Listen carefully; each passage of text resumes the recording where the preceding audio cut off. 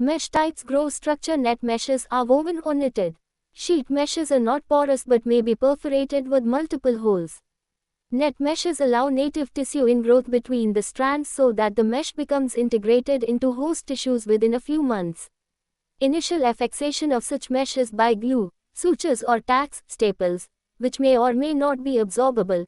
In some cases, such as extraperitoneal repair of inguinal hernias, no mesh affixation may be required at all.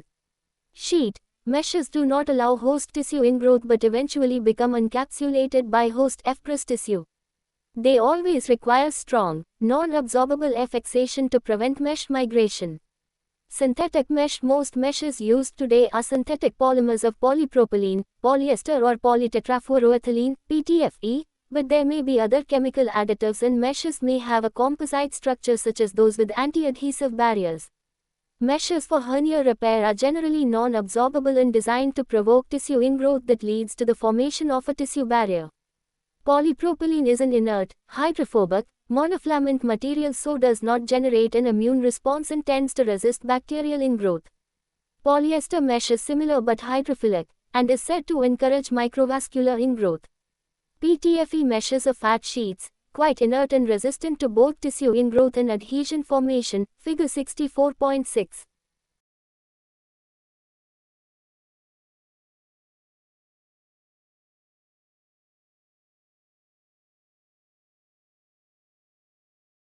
Weight and porosity. Synthetic meshes are very strong. Early meshes were much stronger than a human abdominal wall, so they are considered to be over-engineered. All meshes provoke a fibrous reaction.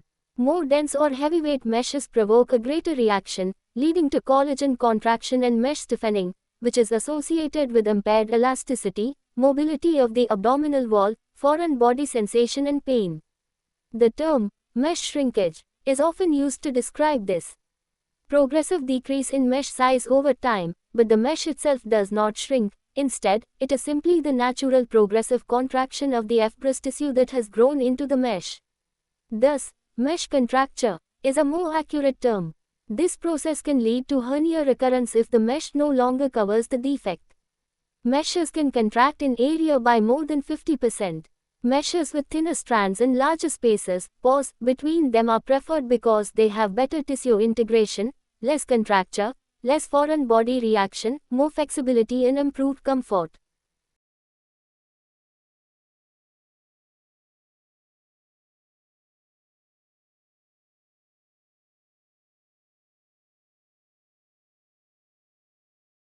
Current opinion avoids the use of stuff, heavyweight mesh, and favors a pore size of at least 1 mm in all directions in order to promote collagen ingrowth that is not only strong but also elastic.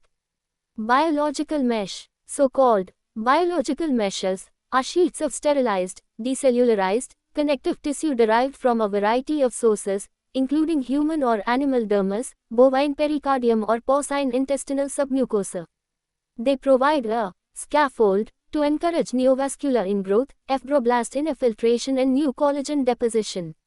In theory, host enzymes eventually break down the biological implant and replace it with normal host fibrous tissue. The rates of enzymatic degradation and collagen deposition vary between products and also depend on the local environment of the mesh. In the presence of infection, for example, some biological meshes break down more rapidly and weaken before remodeling can occur, leading to early hernia recurrence. Others are more resistant to breakdown, particularly those with chemical cross-linking between the fibrous strands. The choice of biological mesh depends on the clinical situation for which it is to be used. They are expensive, and their precise role in abdominal wall hernia repair has yet to be fully established.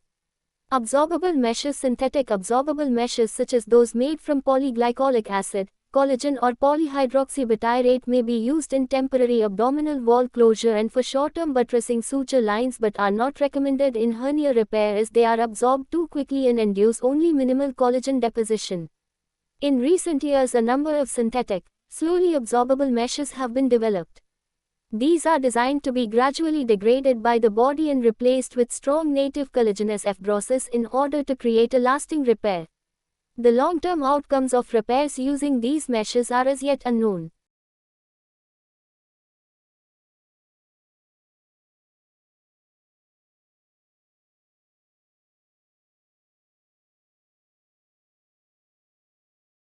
Tissue-separating meshes. Most standard meshes induce fibrosis and, if placed within the peritoneal cavity, promote unwanted adhesions. A number of meshes have been designed for intraperitoneal use. Most of these have two very different surfaces, one being sticky and one slippery. Good adherence and host tissue ingrowth is required on the parietal, fascia, muscle, peritoneum side of the mesh, but the opposite, bowel, side needs to prevent adhesions to the abdominal contents. Usually, one side of the mesh is coated by material that prevents adhesions, such as polycellulose, collagen or PTFE. However, none of these materials is 100% effective at preventing adhesions, and consequently intraperitoneal placement of mesh is associated with bowel obstruction, mesh erosion and effistulation, figure 64.7. Surgeons now try to avoid intraperitoneal mesh placement whenever possible. Summary box 64.7. Mesh characteristics. Filled circle, net, woven or knitted, or sheet. Filled circle, filled circle, filled circle, filled circle. Synthetic or biological, mainly synthetic. Large pore, small pore. Large pore causes less fibrosis and pain. If for intraperitoneal use, non-adhesive surface on one side, non-absorbable or absorbable, mainly non-absorbable. Positioning the mesh. The strength of a mesh repair depends on host tissue ingrowth. Meshes should be laid in a tension-free manner on a FRM, well-vascularized tissue bed with generous overlap of the hernia zone. The mesh can be placed, filled circle, on top of the muscle, fascia in the subcutaneous space, onlay. Filled circle within the defect, inlay. Filled circle immediately deep to the muscle layers in the abdominal wall, sublay. Filled circle extraperitoneally. Filled circle intraperitoneally. Each of these planes may be used with both open and laparoscopic techniques, figure 64.8. Onlay meshes may become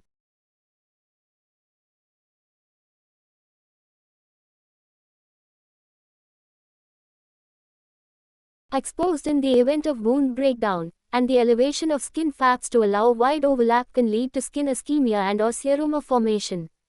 Inlay meshes are not recommended as they are effectively no more than a suture repair at each mesh tissue interface. Meshes placed deep to the abdominal wall muscle layers have a mechanical advantage over onlay positioning as the abdominal pressure helps to keep the mesh in place. Both sublay and extraperitoneal mesh placement techniques are generally preferred. Intraperitoneal mesh is associated with complications described earlier, and many surgeons now try to avoid this. Limitations to the use of mesh. The presence of infection limits the use of mesh.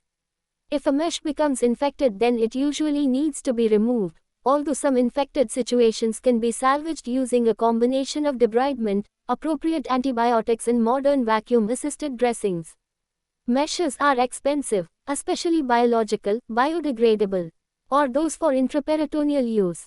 Price or novelty is not always an indicator of quality or safety, and a simple, non-absorbable, large pore synthetic mesh is nowadays seen as the safest implant.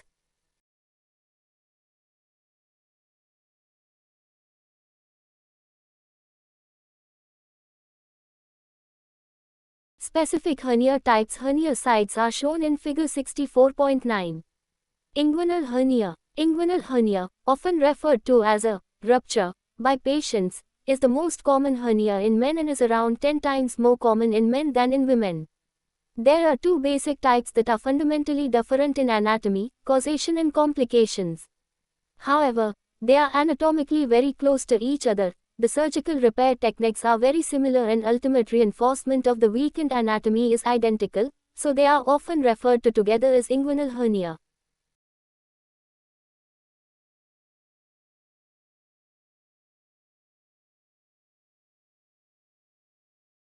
Inguinal hernia. Filled circle types: indirect, lateral, or oblique, or direct, medial. Filled circle origin: congenital or acquired. Filled circle anatomy: inguinal canal. Filled circle diagnosis: usually clinical but radiological in special circumstances. Filled circle surgery: open or minimally invasive, laparoscopic, robot assisted.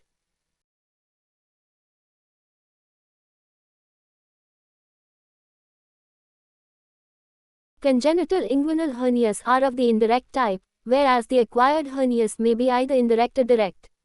Anatomy of the inguinal canal is the testis descends from the abdominal cavity to the scrotum. It passes through a defect in the transversalis fascia called the deep inguinal ring, just deep to the abdominal muscles.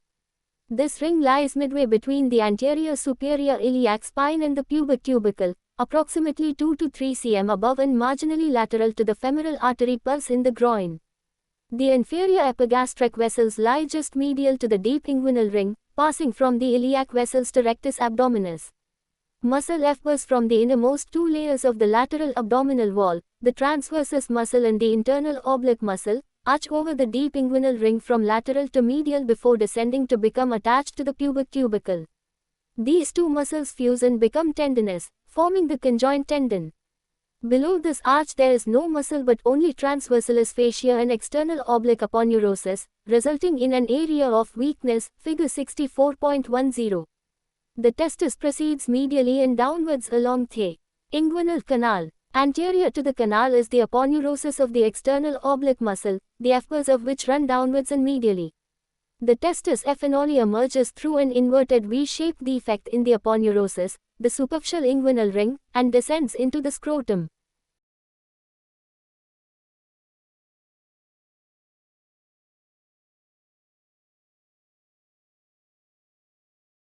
The inguinal canal is roofed by the conjoint tendon. Its posterior wall is transversalis fascia, the anterior wall is the external oblique aponeurosis and the fur is the free inferior edge of the external oblique aponeurosis, rolled inwards thickened to become the inguinal, Popart's, ligament.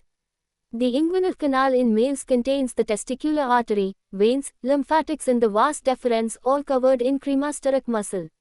In females, the round ligament descends through the canal to end in the labia majora. Three important nerves, the ilioinguinal, the iliohypogastric and the genital branch of the genitofemoral nerve, also pass through the canal. As the testis descends, a tube of peritoneum is pulled with the testis and wraps around it ultimately to form the tunica vaginalis. This peritoneal tube should obliterate, possibly under hormonal control, but it commonly fails to do so completely. As a result, bowel within the peritoneal cavity can pass inside the tube towards the scrotum. Inguinal hernias in neonates and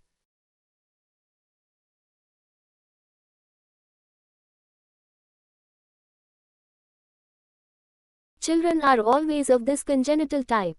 However, in other patients, the muscles around the deep inguinal ring can prevent a hernia from developing until later in life, when, under the constant positive abdominal pressure, the deep inguinal ring and muscles are stretched and a hernia becomes apparent.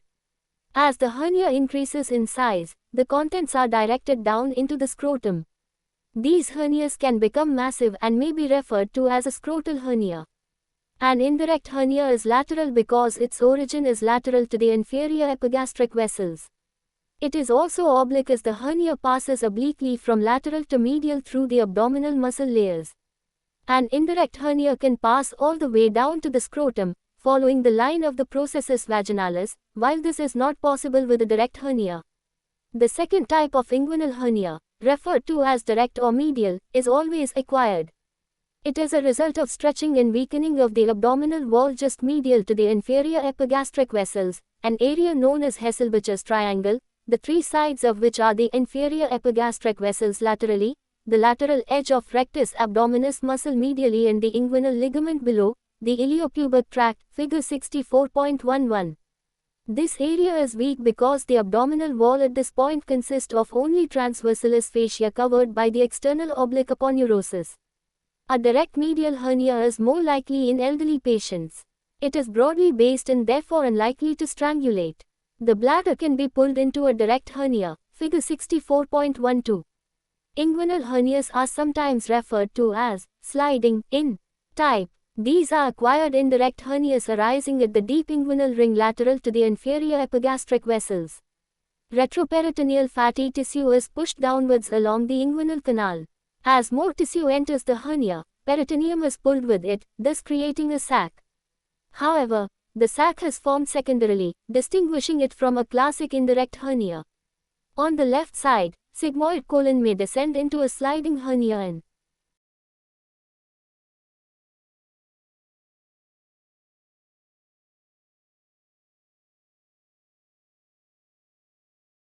The cecum may do so on the left.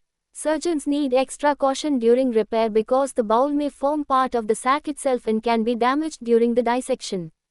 Occasionally, both lateral and medial hernias are present in the same patient, pantaloon hernia.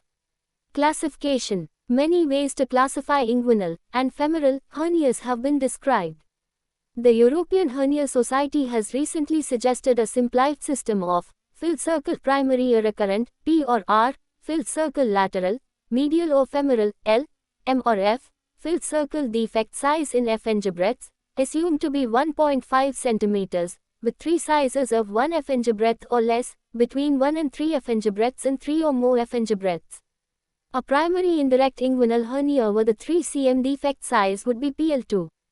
Diagnosis of an inguinal hernia. In most cases, the diagnosis of an inguinal hernia is simple. Often the hernia will reduce on lying and reappear on standing. With the patient lying down, the patient is asked to reduce the hernia if it has not spontaneously reduced. If the patient cannot, then the surgeon gently attempts to reduce the hernia. Once reduced, the surgeon identifies the bony landmarks of the anterior superior iliac spine and pubic tubercle, from which the location of the deep inguinal ring can be found just above the midpoint of the inguinal ligament. Gentle pressure is applied at this point and the patient asked to cough. If the hernia is controlled with pressure on the deep inguinal ring, then it is likely to be indirect, lateral. If the hernia appears medial to this point despite local pressure, then it is direct, medial. Other examination techniques have been suggested, but even experienced surgeons find it difficult to distinguish lateral and medial hernias with certainty. Figure 64.13. Diagnostic difficulties. Confirmation of the diagnosis may not be possible when the patient describes an intermittent swelling but nothing is found.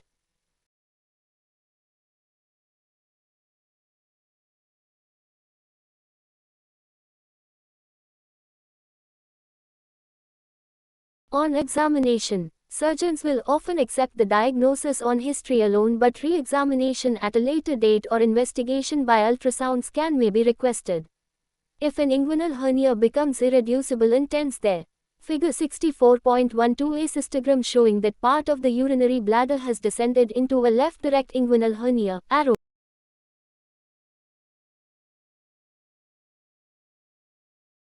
If an inguinal hernia becomes irreducible and tends there. Figure 64. May be no cough impulse. Differential diagnosis would include a groin lymph node mass, psoas abscess, subcutaneous soft tissue mass, e.g. lipoma, or an abdominal mass. Such cases may require investigation by either ultrasonography or CT. Large scrotal hernias may be misdiagnosed as a hydrocele or other testicular swelling. The surgeon should be able to identify the upper limit of a swelling that arises from within the scrotum, but a large scrotal hernia has no upper limit because it extends back along the inguinal canal to the peritoneal cavity. In cases of doubt, ultrasonography or CT should establish the diagnosis. The cecum may do so on the left.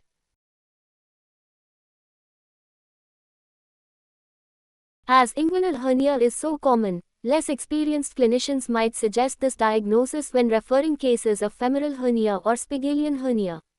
A Safina varix may present as a groin swelling that increases in size on standing and with a definite cough impulse and be misdiagnosed as a hernia, particularly in pregnant women. It is essential in men to examine the scrotal contents to exclude other pathologies and to check that the patient has both testes. It is also important to examine the opposite side because contralateral hernia is common. A patient with a single hernia has a 50% lifetime risk of developing a hernia on the other side. Some surgeons have suggested that patients should be offered bilateral repair, especially if laparoscopic surgery is planned, but this is not widespread practice at present.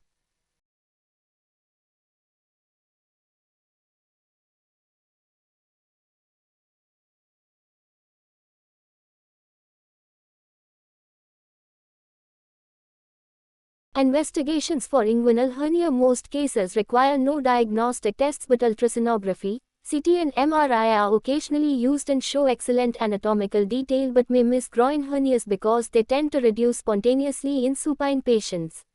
Management of inguinal hernia. It is safe to recommend no active treatment in cases of early asymptomatic direct hernia, particularly in elderly patients who do not wish for surgical intervention. These patients should be warned to seek early advice if the hernia increases in size or becomes symptomatic. Surgical trusses are not recommended. Elective surgery for inguinal hernia can be undertaken under local, regional or general anesthesia with minimal risk, even in high-risk patients. Herniotomy in children who have lateral hernias with a persistent processus vaginalis, it is sufficient just to excise and close the sac. This is called a herniotomy, see Chapter 18. In adult surgery, herniotomy alone has a high recurrence rate and some form of muscle strengthening repair, herniorrhaphy, is recommended. Open suture repair. In 1890, Eduardo Bassini described a suture repair for inguinal hernia that remained the basis of open repair for over 100 years, figure 64.14. The surgeon enters the inguinal canal by opening its anterior wall, the external oblique aponeurosis. The spermatic cord is dissected free and the presence of a lateral or a medial hernia is confirmed. The sac of a lateral hernia is separated from the cord, opened and any contents reduced. The sac is then sutured closed at its neck and excess sac removed. If there is a medial hernia, then the sac is inverted and the transversalis fascia is suture plicated. Sutures are now placed between the conjoint tendon above and the inguinal ligament below, extending from the pubic tubercle to the deep inguinal ring. The posterior wall of the inguinal canal is thus strengthened. Over 150 modifications to Bassini's operation have been described with little or no benefit except for the shoulders modification. In this operation, the transversalis fascia is opened by a central incision from the deep inguinal ring to the pubic tubercle and then closed to create a two-layered posterior wall, double breasting. The external oblique is closed in a similar fashion. Expert centers have reported lifetime failure rates of less than 2% after shoulders repair, but it is a technically demanding operation that, in most hands, gives results similar to those of a Bassini repair. Today, when a Bassini-type operation is done, most surgeons use a continuous, non-absorbable nylon or polypropylene suture that is done between the conjoint tendon and inguinal ligament, Maloney. This operation gives excellent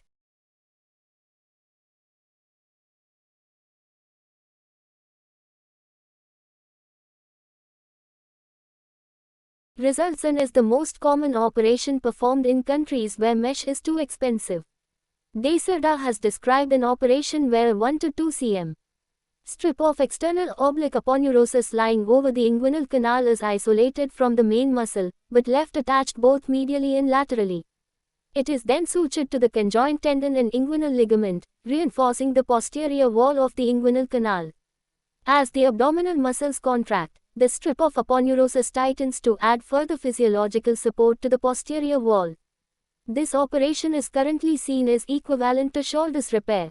Open fat mesh repair. Synthetic mesh has been used since the 1950s to reinforce hernia repair, and in the 1980s Lichtenstein described a tension-free, simple, fat, polypropylene mesh repair for inguinal hernia, figure 64.15. The initial part of the operation is identical to Bassini's. Once the hernia sac has been removed and any medial defect closed, a piece of mesh measuring 8 × 15 cm is placed over the posterior wall, behind the spermatic cord, and is slit to wrap around the spermatic cord at the deep inguinal ring. Loose sutures hold the mesh to the inguinal ligament and conjoint tendon. Two major advantages are claimed: lower hernia recurrence rates and accelerated postoperative recovery. Randomized trials show that hernia recurrence within the FRST 2 years is lower, but acute pain scores are similar. Recent research comparing Lichtenstein's repair with laparoscopic surgery has identified chronic pain as the most common complication of open fat mesh repair, with rates reported as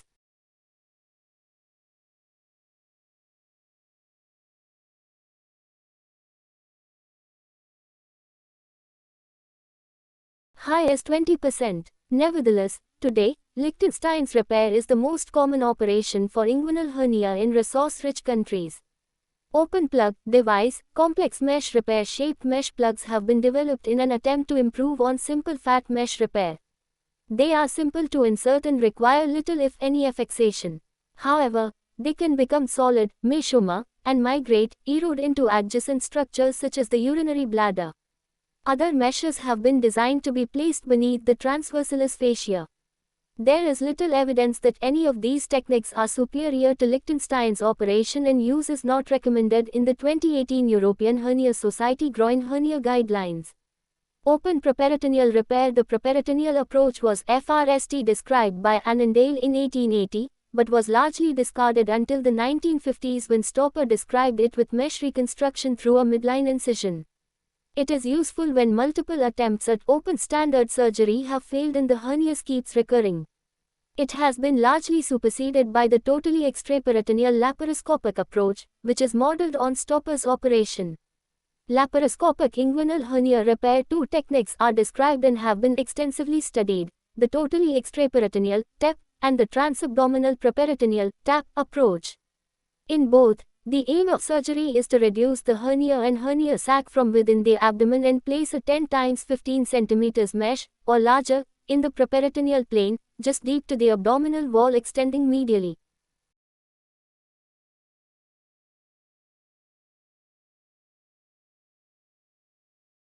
Into the retropubic space and at least 5 cm lateral to the deep inguinal ring, figure 64.16. The mesh covers Hesselbacher's triangle, the deep inguinal ring and the femoral canal.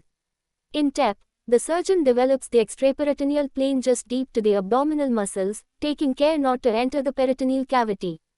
In TAP, the surgeon enters the peritoneal cavity FRST and incises the peritoneum above the hernia defect to open up the extraperitoneal space as in TEP. Compared with an open approach, the laparoscopic approach is associated with reduced pain both immediately after surgery and up to 5 years later, more rapid return to full activity and a reduced incidence of wound complications such as infection, bleeding and seroma. Laparoscopic surgery is of particular benefit in bilateral hernias and in patients with hernia recurrence after open surgery. The proportion of cases performed laparoscopically is slowly rising, but there is a long learning curve.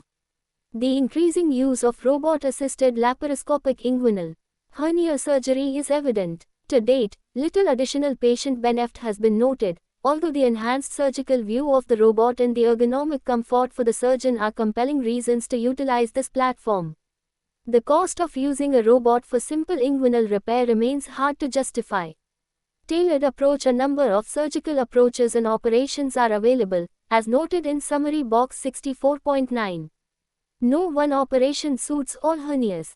Taking into account the surgeon's skills, equipment available, patient type and hernia characteristics will aid a preoperative discussion as to which repair is best, or indeed whether no operation at all is the best management plan.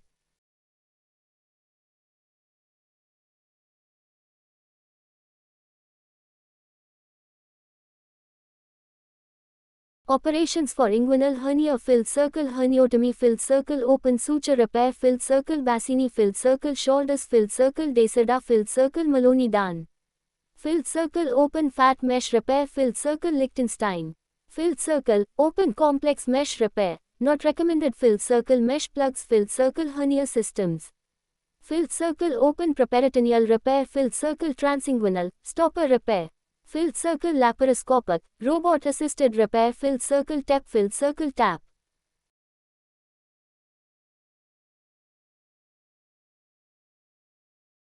Emergency inguinal hernia surgery: approximately 5% of inguinal hernias present as an irreducible, painful lump that may progress to strangulation and possible bowel infarction. Time is critical in the presence of ischemic bowel. The principles of surgery are the same as in an elective setting. Open or laparoscopic surgery is possible depending on the local facilities, the surgeon's skills and the patient's characteristics. Approximately 20% of patients who present as an emergency require bowel resection. This may require conversion to a midline laparotomy, which adds significantly to postoperative morbidity and mortality. Surgical site infection may complicate emergency cases, but, unless there is significant infection, contamination, use of synthetic mesh is acceptable as long as the operation is covered by appropriate antibiotics.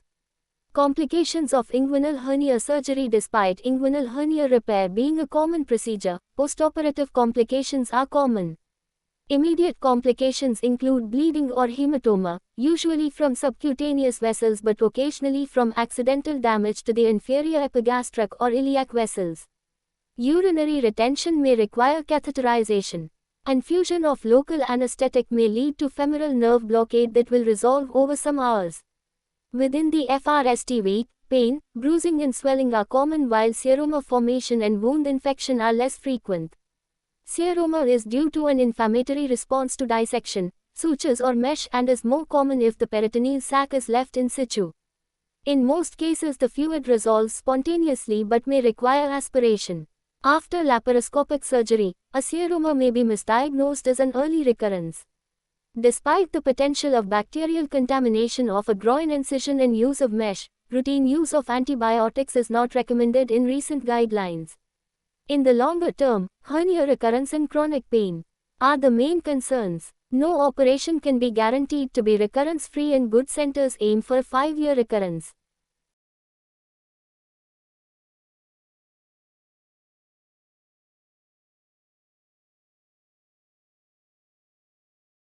Rate of less than 5%. Mesh repairs have lower recurrence rates than suture repairs, but there is no difference between the various mesh repairs and no difference between open and laparoscopic surgery. There is very strong evidence that specialist hernia surgeons have lower recurrence rates and chronic pain rates whatever technique they use. Chronic pain, DFNID is pain persisting for more than emergency inguinal hernia surgery.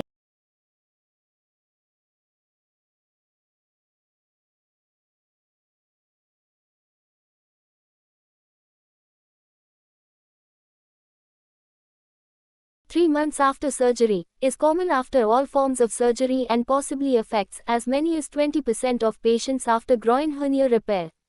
It is less common and less severe after laparoscopic surgery. Different types of pain have been described but the most severe is neuralgic pain due to nerve irritation. This may be the result of nerve injury at the time of operation or chronic irritation of nerves by suture material or mesh.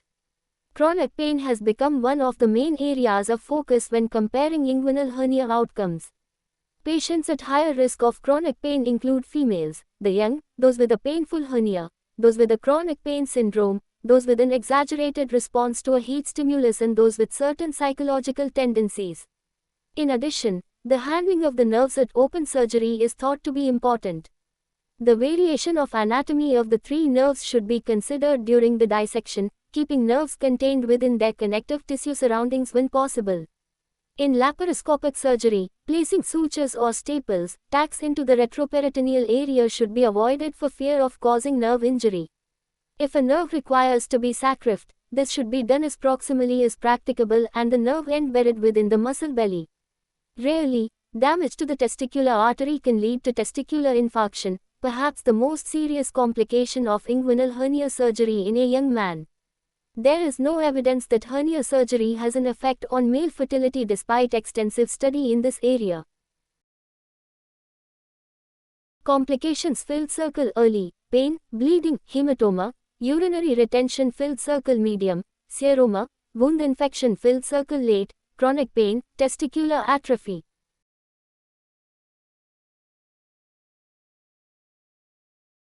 Sportsman's groin. This specific entity is well described and presents with severe pain in the groin area, often extending into the upper thigh and the scrotum in men. It is seen in both men and women who play contact sports such as football and rugby. The pain can be debilitating and prevent the patient from exercising. On examination there may be some tenderness in the region of the inguinal canal, over the pubic tubercle and over the insertion of the thigh adductor muscles.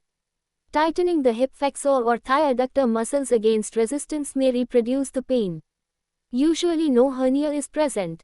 In most cases, the pain is due to adductor strain or pubic symphysis diastasis. However, some believe that it can be due to muscle tearing, Gilmore's groin, or stretching of thigh.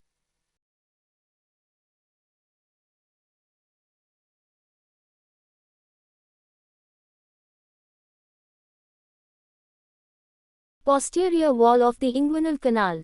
Other causes of pain should be excluded, such as hip, pelvic or lumbar spinal disease and bladder, prostate problems.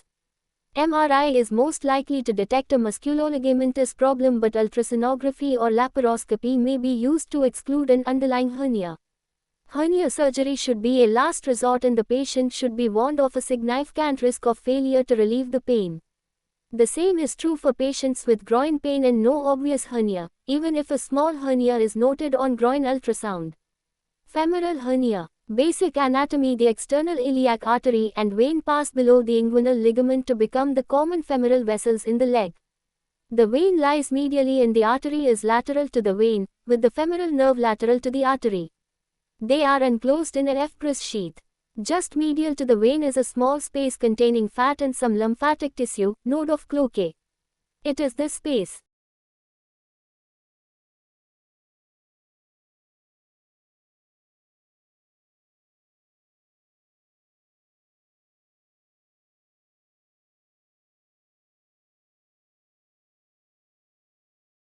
The femoral canal, that is exploited by a femoral hernia.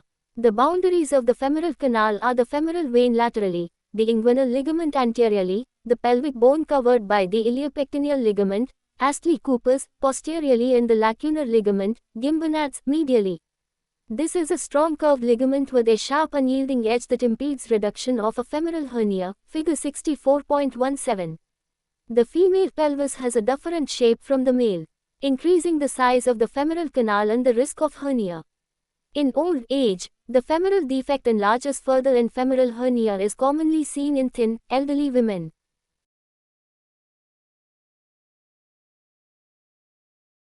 Femoral hernia filled circle less common than inguinal hernia filled circle, more common in women than in men. Filled circle easily missed on examination. Filled circle 50% present as an emergency with very high risk of strangulation.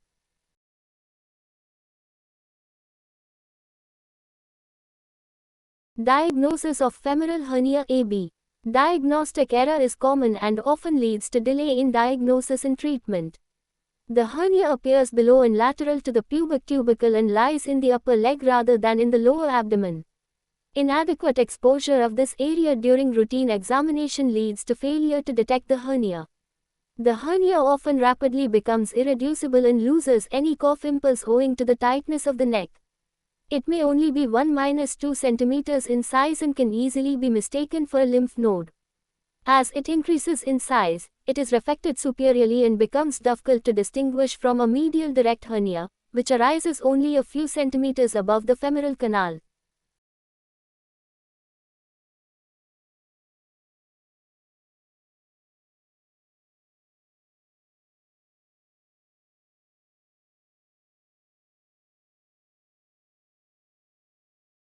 Differential diagnosis: filled circle inguinal hernia, filled circle lymph node, filled circle saphenous varix, filled circle femoral artery aneurysm, filled circle psoas abscess, filled circle rupture of adductor longus with hematoma. Figure 64.17. Right femoral hernia, laparoscopic view. The slightly oblique inguinal ligament can be seen superlaterally above the defect. The external iliac vein is not seen. A. Inguinal ligament. B. Lacunar ligament. C. Arch of pubic bone. D. Fatty tissue overlying iliac vessel.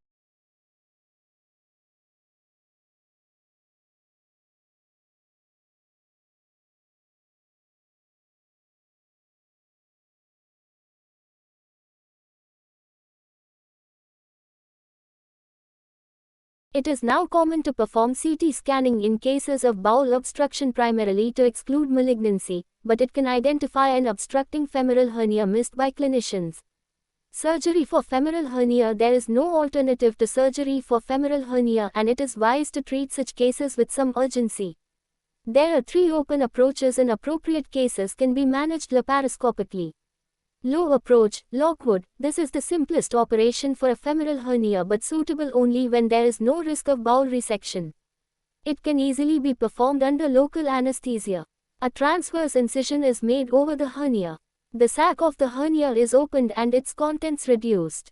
The sac is also reduced and non-absorbable sutures are placed between the inguinal ligament above and the pectineal ligament overlying the pubic bone below. A small incision can be made in the medial lacunar ligament to aid reduction, but there may be an abnormal branch of the obturator artery just deep to it, which can bleed. The femoral vein, lateral to the hernia, needs to be protected. Some surgeons place a mesh plug into the hernia defect for further reinforcement. The inguinal approach, Lothieson, the initial incision is identical to that of Bassini's or Lichtenstein's operation into the inguinal canal. The spermatic cord, or round ligament, is mobilized and the transversalis fascia opened from the deep inguinal ring to the pubic cubicle, avoiding injury to the inferior epigastric vessels. This gains entry into the extraperitoneal space. A femoral hernia lies immediately below this incision and can be reduced by a combination of pulling from above and pushing from below. If necessary, the peritoneum can be opened to deal with the contents. Once reduced, the neck of the hernia is closed with sutures or a mesh plug, protecting the external iliac vein throughout. Alternatively, a sheet of fat mesh may be laid over the defect in the extraperitoneal plane. The layers are closed as for inguinal hernia and the surgeon may place a mesh into the inguinal canal to protect against development of an inguinal hernia.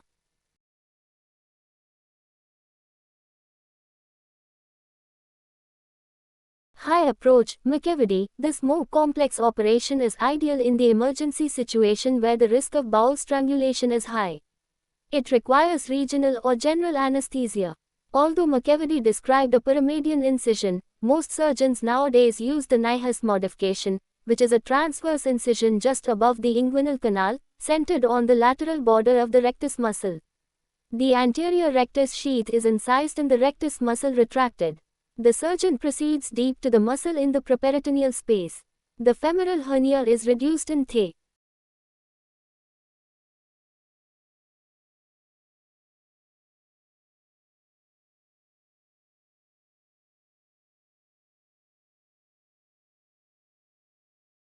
Sac open to allow careful inspection of the hernia contents. In dubious cases, the bowel is replaced into the peritoneal cavity for 5 minutes and then re-examined. The femoral defect is then closed with sutures or mesh. This approach allows a generous incision to be made in the peritoneum, which aids inspection of the bowel and facilitates bowel resection. Bowel resection is not possible via the Lockwood approach because the completed anastomosis will not be able to be returned to the abdominal cavity through the narrow femoral canal. The properitoneal approach may be extended to gain access to repair bilateral femoral hernias through a single incision, Henry. Laparoscopic approach. Both the TEP and TAP approaches can be used for a femoral hernia and a standard mesh inserted in the extraperitoneal plane. This is ideal for reducible femoral hernias presenting electively, but there are increasing reports of the laparoscopic approach in the emergency setting, mainly with the TAP approach. In women, the laparoscopic approach is recommended. Because of the increased early recurrence observed in women, thought to relate more to misdiagnosis of the hernia, inguinal versus femoral, than true recurrence. The laparoscopic approach allows good visualization of all the hernia orifices, removing any diagnostic uncertainty.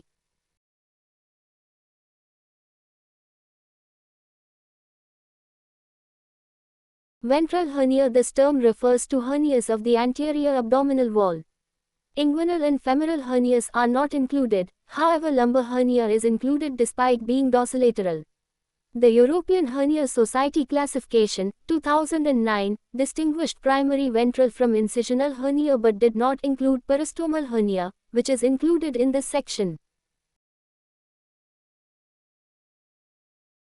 Primary ventral hernias: filled circle umbilical, filled circle epigastric, filled circle spigelian, filled circle lumbar, filled circle traumatic. Secondary ventral hernias: filled circle incisional, filled circle peristomal.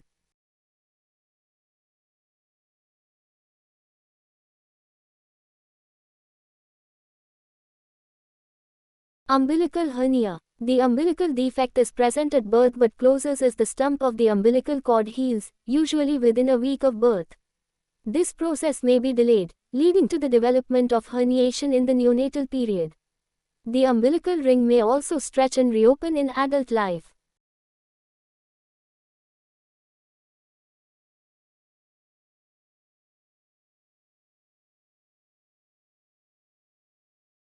Umbilical hernia in children. This common condition occurs in up to 10% of infants, with a higher incidence in premature babies. The hernia appears within a few weeks of birth and is often symptomless, but increases in size on crying and assumes a classic conical shape. Sexes are equally affected, but the incidence in black infants is up to 8 times higher than in white. Obstruction and/or strangulation is extremely uncommon below the age of 3 years. Treatment. Conservative treatment is indicated under the age of 2 years when the hernia is symptomless. Parental reassurance is all that is necessary, as 95% will resolve spontaneously. If the hernia persists beyond the age of 2 years, surgical repair is indicated. Surgery. A small, curved incision is made immediately below the umbilicus. The neck of the sac is deafened, opened, and any contents are returned to the peritoneal cavity. The sac is closed and redundant sac excised. The defect in the linea alba is closed with interrupted sutures of slowly absorbable material.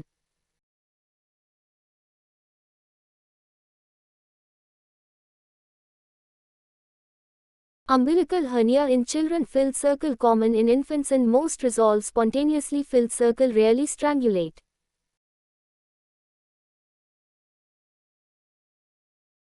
Umbilical hernia in adults. Conditions that cause stretching and thinning of the midline raphe, linea alba, such as pregnancy, obesity and liver disease with cirrhosis and ascites, predispose to reopening of the umbilical defect. In adults, the defect can be not only through the umbilicus but also in the median raphe, linea alba, immediately adjacent to, most often above, the true umbilicus. The latter are commonly called perumbilical hernias. However, under current guidelines, any hernia in the immediate vicinity of the umbilicus can now be called umbilical. Small umbilical hernias often contain extraperitoneal fat or omentum. Larger hernias can contain small or large bowel. Because the hernia neck is relatively narrow in relation to the size of the sac, they are prone to become irreducible, obstructed and strangulated.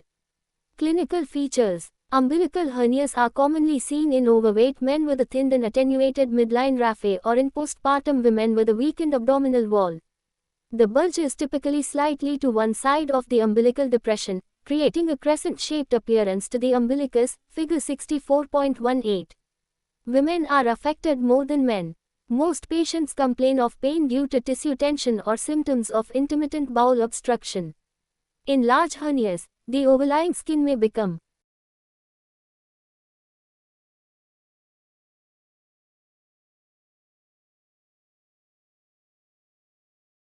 very thin. While overlying skin irritation and ulceration may be seen, spontaneous rupture is extremely rare. Treatment. As a result of the high risk of strangulation, surgery should be advised in cases where the hernia contains bowel. Small hernias may be left alone if they are asymptomatic, but they may enlarge and require surgery at a later date. Surgery may be performed open or laparoscopically. Umbilical hernia in adults. Conditions that cause stretching and thinning of the midline raphe, linea alba.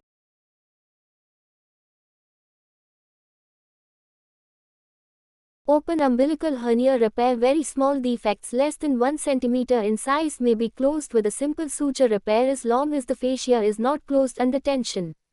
An alternative technique utilizes a Dahn suture where a non-absorbable, monofilament suture is crisscrossed across the defect and anchored firmly to the fascia all around. For defects up to 2 cm in diameter, a transverse incision is made and the hernia sac dissected, opened and its contents reduced. The peritoneum is closed. The defect in the linea alba is extended in a transverse direction and the fascial edges are closed in an overlapping style with the superior fap on top, waistcoat over trousers, Mayo. Non-absorbable sutures are used and the skin is closed in a routine manner, but redundant skin may need to be excised to achieve a better cosmetic result. The Mayo repair remains popular for defects up to 2 cm, but the larger the defect, the more tissue tension. Current evidence advises the use of mesh even in small defects, and certainly for all defects larger than 2 cm, owing to the high likelihood of recurrence, figure 64.19. Special circumstances. Women often develop umbilical hernias during pregnancy and may present in the early postpartum period. There is often a degree of rectus divarication. They should be advised to exercise specifically for this condition, lose weight and increase their abdominal muscle tone before operation should be considered, as these may resolve completely within a few months. It is strongly recommended to avoid surgery for umbilical hernia repair before or during pregnancy.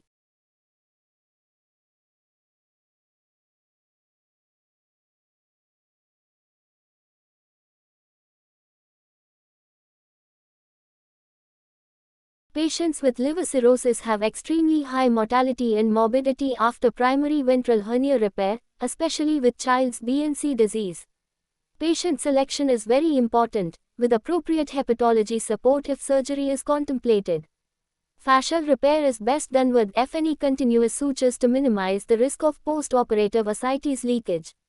Laparoscopic umbilical hernia repair. A camera port and two working ports are placed laterally on the abdominal wall, well away from the defect. The contents of the hernia are reduced by traction and external pressure.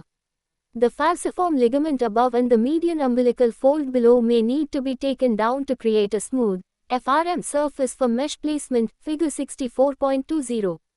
A disc of non-adherent mesh, designed for intraperitoneal use, is introduced and positioned on the endosurface of the abdominal wall, centered on the defect.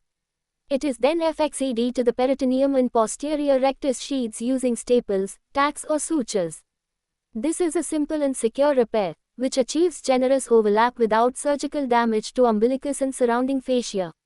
However, it requires specialized equipment and expensive tissue separating mesh and brings with it all the potential problems of intraperitoneal mesh, including bowel adhesion, erosion and effistulation. Intraperitoneal meshes can cause severe pain lasting for 24 to 48 hours after surgery, which can mimic peritonitis. The tacks or sutures used to FX the mesh can be a source of chronic or long-lasting pain. However, this approach is associated with fewer wound complications than open repair and allows large pieces of mesh to be used, so should be considered for obese patients, those with concomitant rectus divarication and those with multiple ventral hernia defects. Emergency repair of umbilical hernia incarceration, bowel obstruction and strangulation are frequent because of the narrow neck and the fibrous edge of the defect.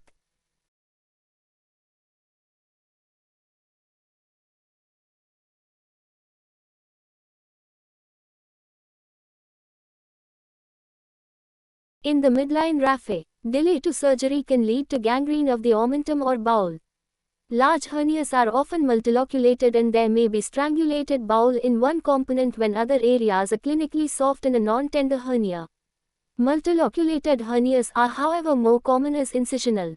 Then primary ventral. Most emergency repairs are performed by open surgery.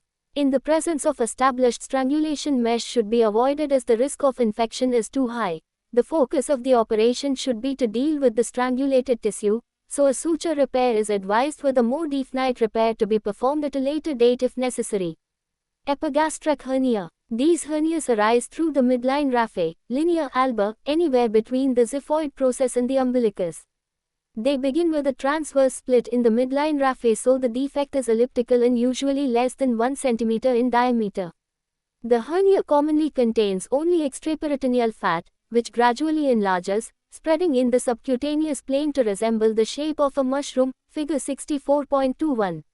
When very large, they may contain a peritoneal sac but rarely any bowel.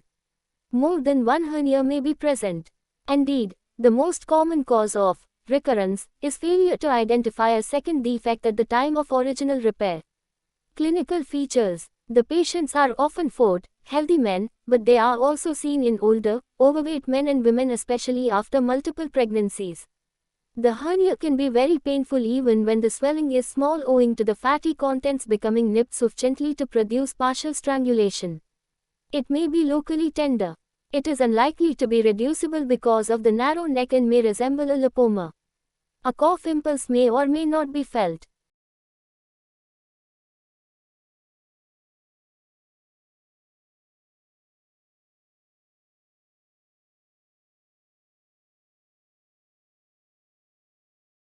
Treatment. Very small epigastric hernias have been known to disappear spontaneously, probably because of infarction of the fat. Small to moderate-sized hernias without a peritoneal sac are not inherently dangerous and surgery should be offered only if the hernia is sufficiently symptomatic. Hernias containing bowel should always be repaired. Surgery. This may be open or laparoscopic.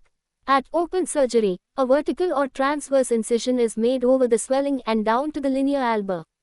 Protruding extraperitoneal fat can simply be pushed back through the defect or excised. Often a small vessel is present in the hernia content that can cause troublesome bleeding. Small defects in the linea alba may be closed with non-absorbable sutures in adults and absorbable sutures in children. However, in larger hernias and when a peritoneal sac is present, the surgical approach is similar to that described for an umbilical mesh repair. Laparoscopic repair is also very similar to that for umbilical hernia, except that the defect is hidden behind the falciform ligament, which must FRST be taken down from the undersurface of the abdominal wall to allow the margins of the defect to be exposed. It is very important to fully reduce the fatty contents, as simply placing a mesh under the linea alba may leave the patient with a palpable lump if the hernia contents are extraperitoneal fat. Spigelian hernia. These hernias are uncommon although probably underdiagnosed. They affect men and women equally and are most common in elderly people. They have also been described in infants, reflecting incomplete differentiation of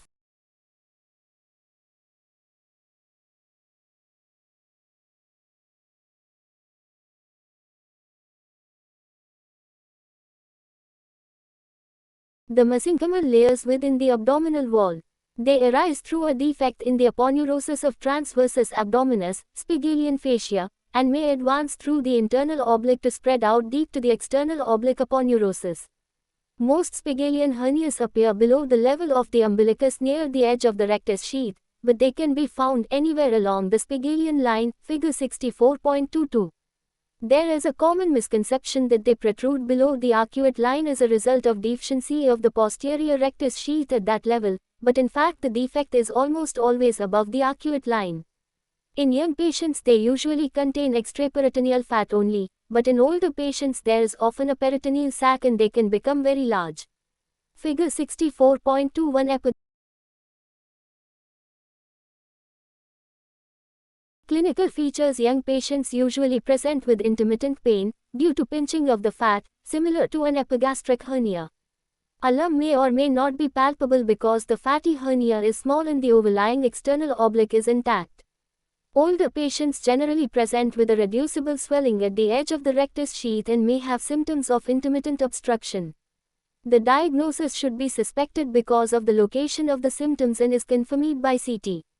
Ultrasonography has the advantage that it can be performed in the upright patient because no defect may be visible with the patient lying down. Treatment: surgery is recommended because the narrow and fibrous neck predisposes to strangulation. Surgery can be open or laparoscopic. At open surgery, a skin crease is made over the hernia, but no abnormality will be seen until the external oblique is opened. The sac and contents are dealt with and the small defect in the Spigelian fascia is repaired by suture or mesh laid deep to the external oblique aponeurosis. The plane of the mesh can be extended medially into the posterior rectus sheath if required. The external oblique aponeurosis is closed over the mesh.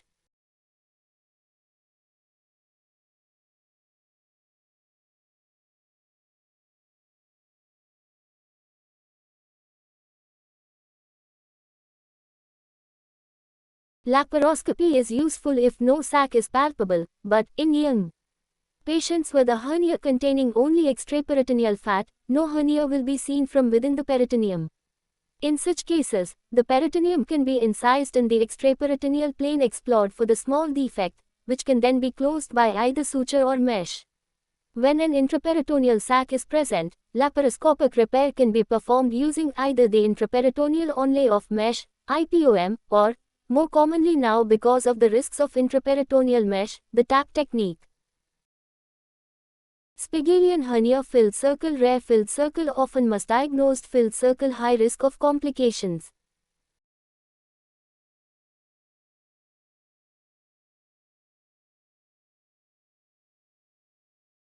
Lumbar hernia. Most primary lumbar hernias occur through the inferior lumbar triangle of Petty, bounded below by the crest of the ilium, laterally by the external oblique muscle and medially by latissimus dorsi, figure 64.23. Less commonly, the sac comes through the superior lumbar triangle, which is bounded by the 12th rib above, medially by sacrospinalis and laterally by the posterior border of the internal oblique muscle, figure 64.24. Primary lumbar hernias are rare, but may be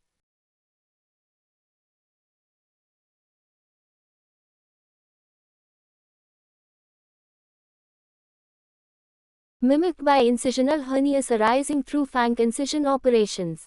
Lumbar hernia. Most primary lumbar hernias occur through the inferior lumbar triangle of Petty, bounded below by the crest of the ilium.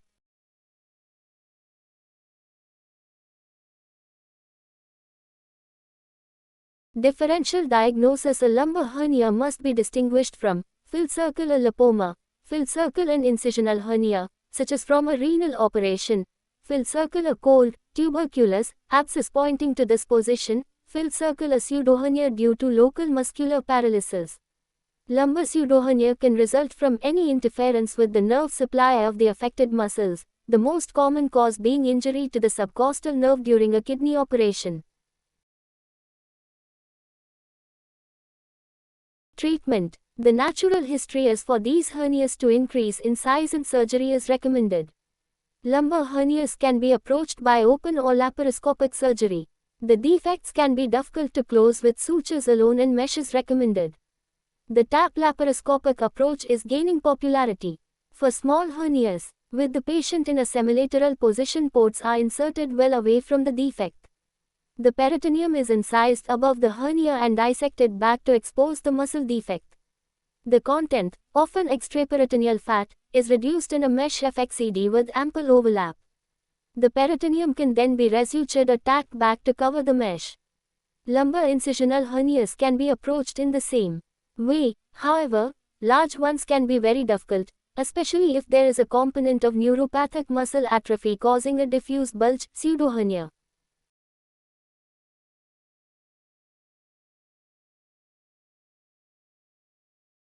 Traumatic hernia. These hernias arise through non-anatomical defects caused by injury. They can be classified into three types. 1. Hernias through abdominal stab wound sites. These are effectively incisional hernias. Figure 64.23. Inferior lumbar hernias protruding through splits or tears in the abdominal muscles after blunt trauma. Figure 64.4. 3. Abdominal bulging secondary to muscle atrophy that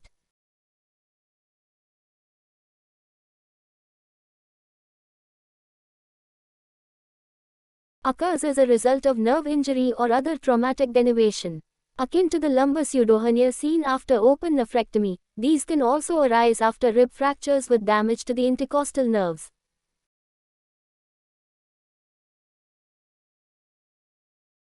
Clinical features. Traumatic hernias present as any other hernia.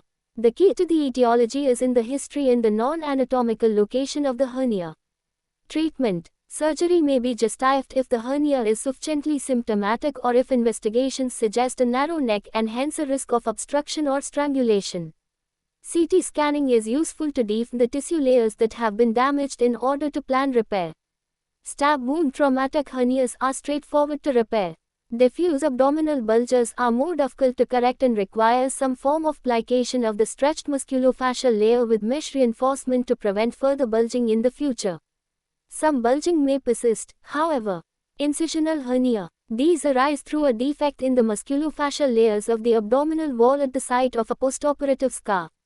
Thus, they may appear anywhere where a laparotomy has been made.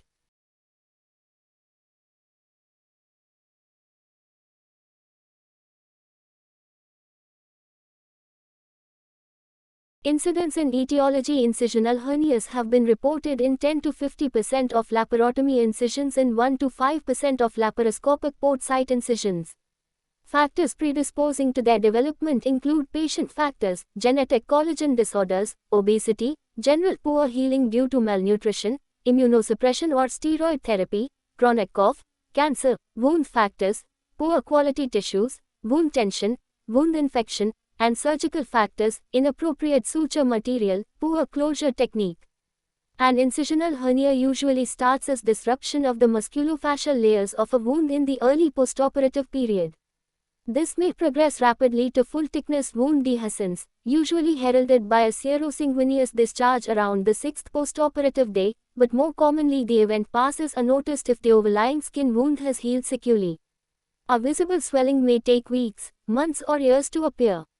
Many incisional hernias may be preventable by ensuring healthy wound edges, minimal wound tension and good surgical technique as described by the European Hernia Society Abdominal Wall Closure Guidelines. The small stitch, small bite technique is recommended, and the role of prophylactic mesh in high-risk patients is also a current area of research. Clinical features. Incisional hernias commonly appear as a localized swelling involving part of a surgical scar but may present as a diffuse bulging of the whole length of the incision, figure 64.25.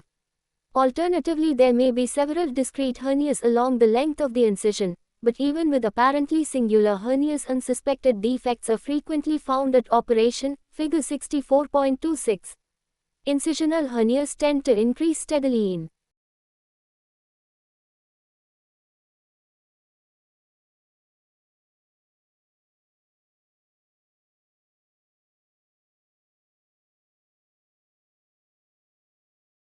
size with time, and the overlying skin may become thin and atrophic. Local trauma and microvascular damage to skin may lead to ulceration. Episodes of intestinal obstruction are common because there are usually coexisting internal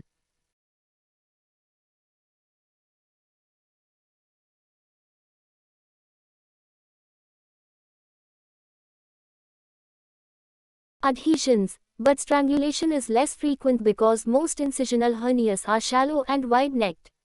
As with any hernia type, strangulation is most likely when the F-press defect is small and the sac is large. Treatment. Asymptomatic incisional hernias may not require treatment. The wearing of an abdominal binder or belt often provides symptomatic relief and may prevent the hernia from increasing in size. Many patients with an incisional hernia have other comorbidities, and discussion around the balance of benefits and risks of surgery is important. The decision to operate and choice of technique should always be agreed between the patient and the surgeon, and patient's preferences need to be respected. Repair of large and/or complex incisional hernias can be extremely challenging. In such cases, advice from, or referral to, a colleague with a special interest in abdominal wall reconstruction should be considered. Each patient undergoing an elective incisional hernia repair should be optimized for surgery. In many centers, patients undergo formal multidisciplinary team assessment, and this is likely to become the standard of care in the coming years. So-called rehabilitation includes weight loss if the patient is obese, smoking cessation, FTness improvement and core strength exercising. Loss of 7% of total body weight achieves a significant improvement in metabolic state, and 5 kilograms of body weight is said to create about 1 extra liter of space inside the adult male abdomen, 0.5 liters in women.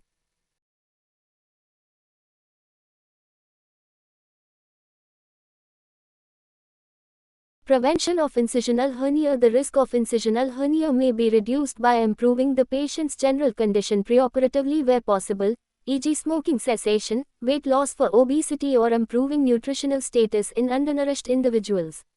Closing the fascial layers with good technique and materials is important.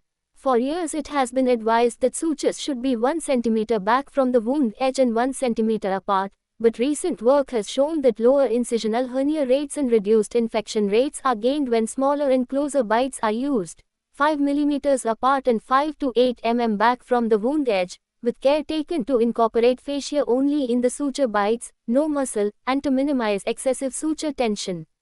A 2/0 slowly resorbable suture is also recommended rather than traditional heavier and/or non-absorbable materials, see Chapter 7.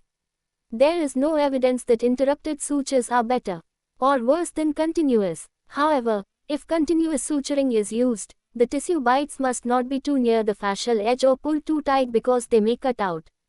The optimal ratio of suture length to wound length is 4:1. If a ratio of less than this is achieved, the suture bites are likely to be too far apart or too tight, and vice versa. Drains should be brought out through separate incisions, and not through the wound itself, because this prevents fascial apposition and increases the risk of hernia formation. Studies in obese patients undergoing bariatric surgery have suggested that placement of a prophylactic mesh in patients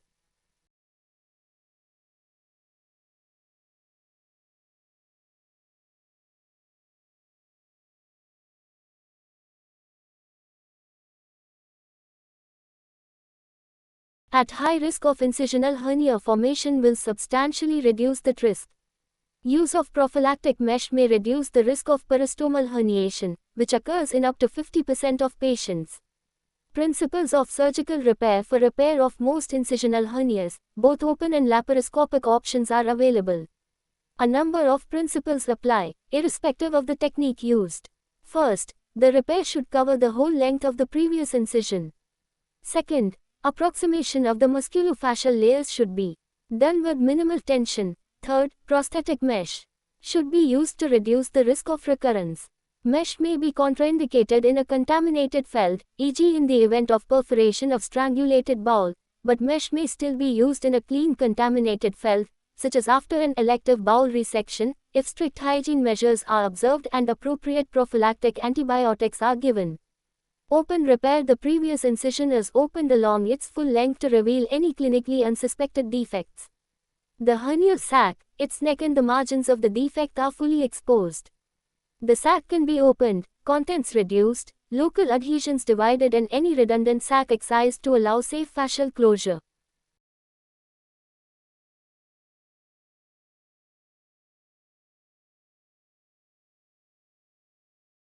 Simple suture techniques without the use of prosthetic mesh for reinforcement, even with the overlapping repair of Mayo or the layered closure of Da Silva, are not recommended because of the unacceptable risk of recurrence. However, they may be the only option in the presence of gross contamination, where mesh is contraindicated. Mesh should ideally be used in a tension-free manner to augment primary fascial closure and not used to bridge a gap between fascial edges, as the unsupported mesh centrally will inevitably bulge outwards postoperatively, giving the appearance of recurrence. However, if the mesh to defect area ratio is sufficiently large, i.e. there is sufficient circumferential overlap of mesh in relation to the size of the defect, then a bridging repair is generally secure. Mesh can be placed in one of several planes, as for primary ventral hernia repair. The simplest approach is an onlay mesh, but this carries the risk of mesh exposure and contamination in the event of wound infection or wound breakdown.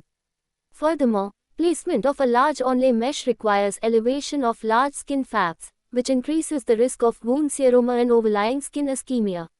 Intraperitoneal mesh placement is difficult at open surgery, and mesh in direct contact with the intra-abdominal organs is prone to complications such as adhesive bowel obstruction, erosion into adjacent organs and bowel effistulation. The retromuscular plane is preferred by many surgeons.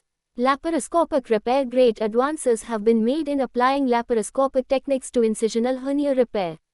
Laparoscopy and division of adhesions is initially performed. Hernia contents are reduced and the F-press margins of the hernia defects are exposed. Often the falciform ligament and median umbilical fold need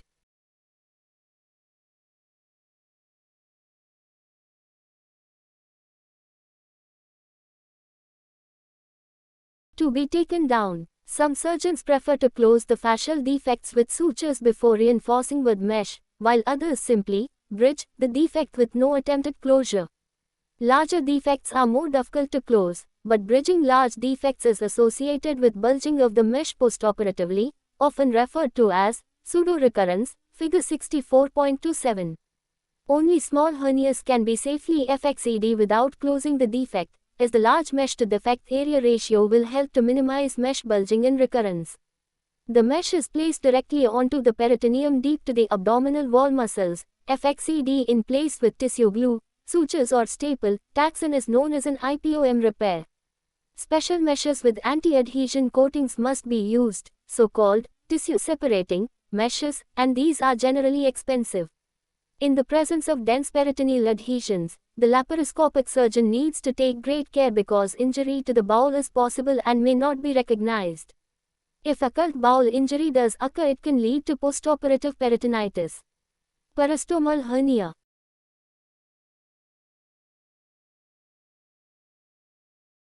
When surgeons create a stoma, such as a colostomy or ileostomy, they are effectively creating a hernia by bringing bowel out through the abdominal wall.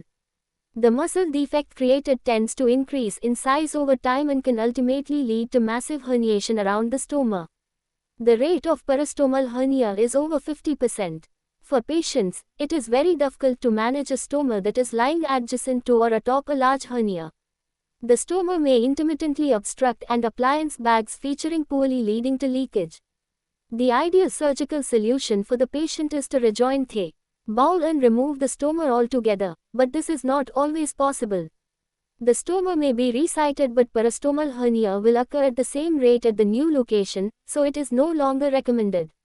Numerous techniques have been described to repair peristomal hernia, but failure rates remain high. Mesh repairs are associated with a lower recurrence rate but also with occasional bowel erosion and infection. Meshes are best placed in the retromuscular space, but intraperitoneal mesh placement is also popular. Sugabaker. Laparoscopic repair is also possible, using a Modaif Sugabaker technique or by using a large mesh with a central hole, keyhole, technique. Recent reports have described the use of prophylactic mesh insertion at the time of formation of the stoma. A large polypropylene mesh is inserted in the retromuscular space so that the bowel passes through a hole in the center of the mesh. Using this technique, peristomal hernia rates may be reduced significantly. Rare external hernias. Perineal hernia.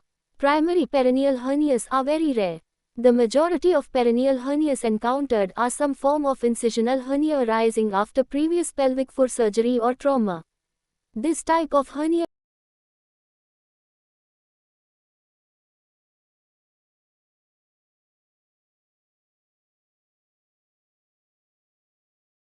postoperative hernia through a perineal scar, typically after excision of the rectum.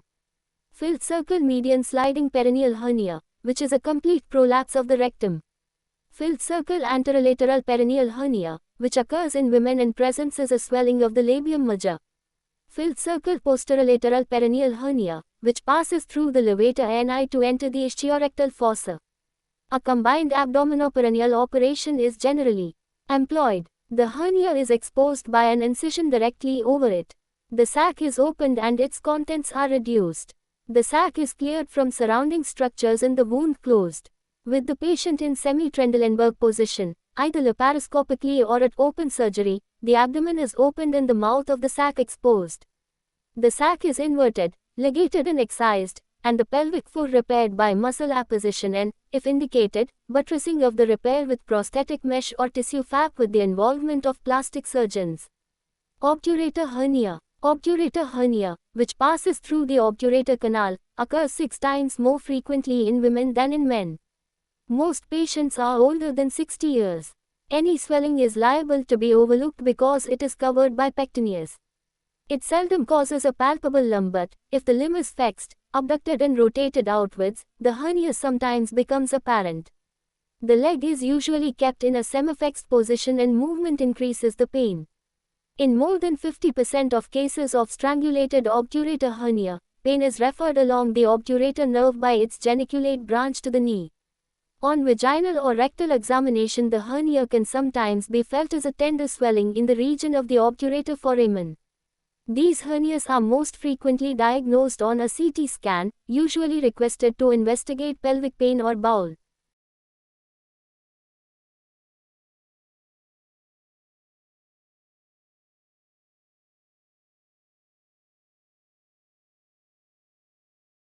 Obstruction. Obturator hernias have often undergone strangulation, frequently of the Richter type, by the time of presentation.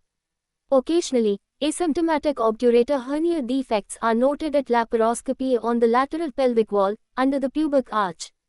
Surgery is indicated. The diagnosis is rarely made preoperatively, and so it is often approached through a laparotomy incision. The full Trendelenburg position is adopted. The constricting agent is the obturator fascia, which can be stretched by inserting the operator's index flanger, or suitable forceps, through the gap in the fascia. The content is reduced. If incision of the fascia is required, it is made parallel to the obturator vessels and nerve. The contents of the sac are dealt with in a standard manner. The defect cannot simply be closed because one margin is bone and the obturator nerve and vessels run through it. It is best repaired using a fat mesh laid over the defect in the extraperitoneal plane. In the absence of mesh or in an infected feld, the broad ligament can be sutured over the defect or used as a plug. Laparoscopic tap repair may also be performed again using a mesh. As with other extraperitoneal mesh repairs, mesh affixation is often not required. Alternatively, to avoid nerve injury, tissue glue can be used to affix a mesh over the defect. Note that it can be very difficult to reduce an incarcerated hernia laparoscopically, and it is easy to damage the bowel with traction.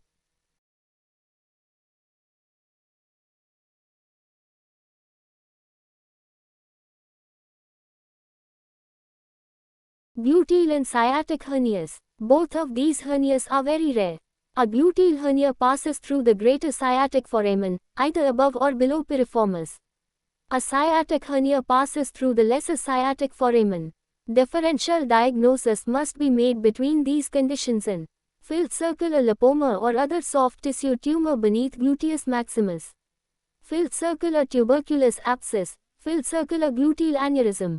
All doubtful swellings in this situation can be characterized with CT scanning, but, if in doubt, they should be explored by operation. After reduction of the hernia contents, complete closure of the defect may not be possible because of the unyielding bony and ligamentous margins of the hernia or orifices. Bridging mesh may be useful but should not be placed directly on top of major nerves or vessels in the vicinity for fear of causing local irritation and neuralgic pain. Umbilical conditions in the adult. Chronic infection in the umbilical area is common, particularly in patients with poor hygiene due to a plug of keratin causing chronic irritation. It is often encountered during elective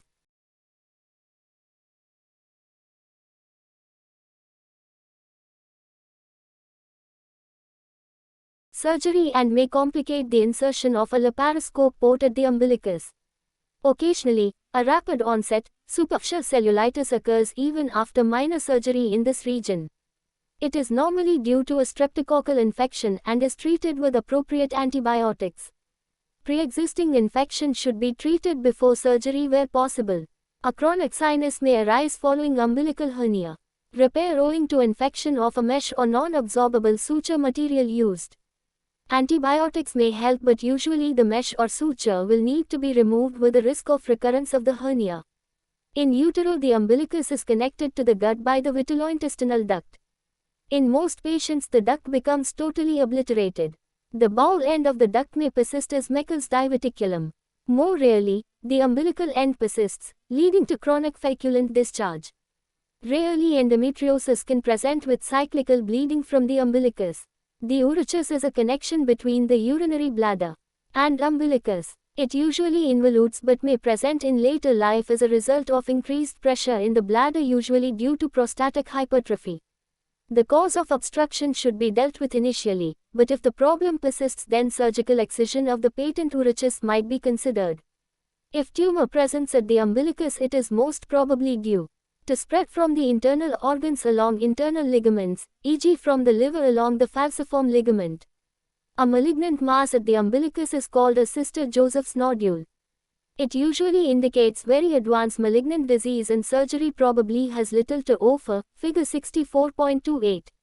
Malignancy at the umbilicus is rare. However, primary squamous carcinoma may occur and malignancy may develop in a urachal remnant. Local excision is required.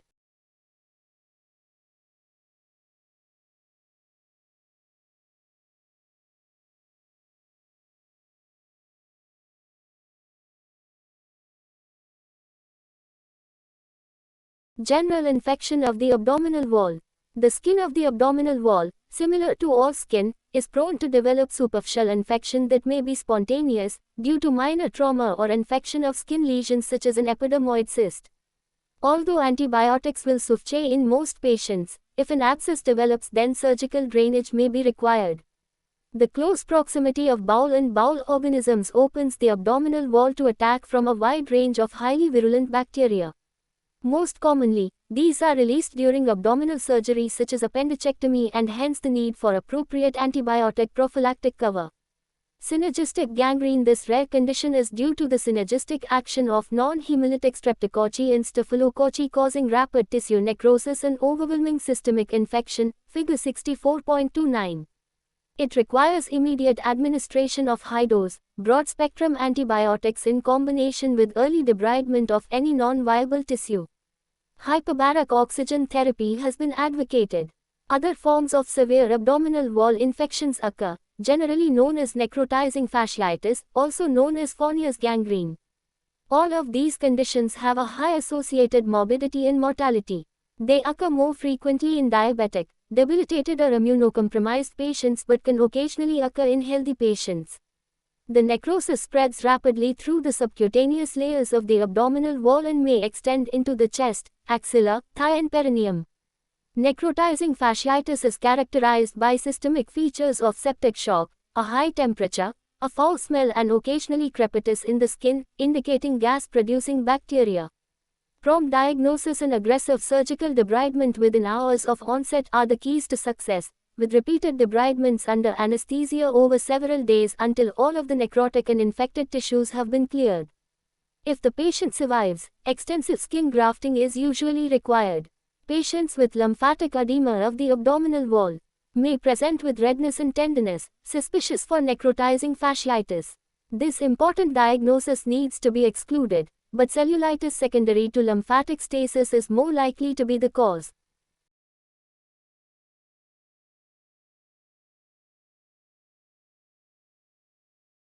Cutaneous fistula. Because of the thickness of the abdominal wall, it is rare for abdominal inflammatory conditions to discharge spontaneously through the wall to the skin.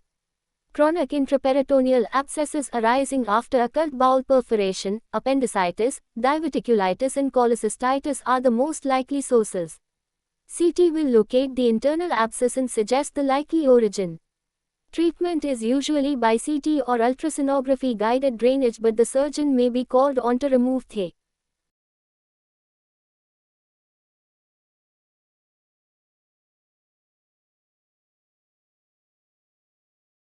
source organ. Source control.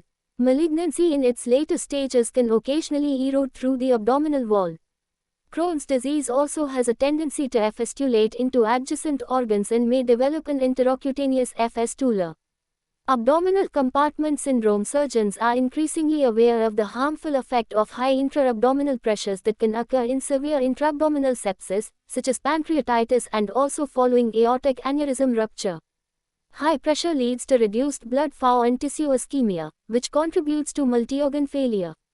Although the abdominal wall has elasticity, if intra-abdominal volume increases as a result of fluid, gas, pus, tissue edema, etc., the maximal capacity may be reached and pressure rises to a critical level.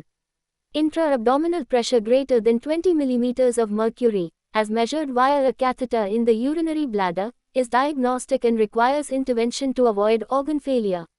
Occasionally, such as after surgery for severe intraperitoneal sepsis, there is so much retroperitoneal swelling and/or edema of the bowel that the surgeon cannot close the abdomen. In such cases, it is often wise to leave the incision open, cover the abdominal contents with mesh or a saline soak dressing and plan to return at a future date to close the defect. This is called a laparostomy. Vacuum-assisted dressings assist in managing the large amounts of wound exudate. The patient may require repeated trips to the operating theater, gaining a little more fascial apposition each time, before the wound can be effenolly closed. Neoplasms of the abdominal wall. The abdominal wall is composed of muscle, fascia and bone. Benign and malignant tumors can arise from each, although these are rare.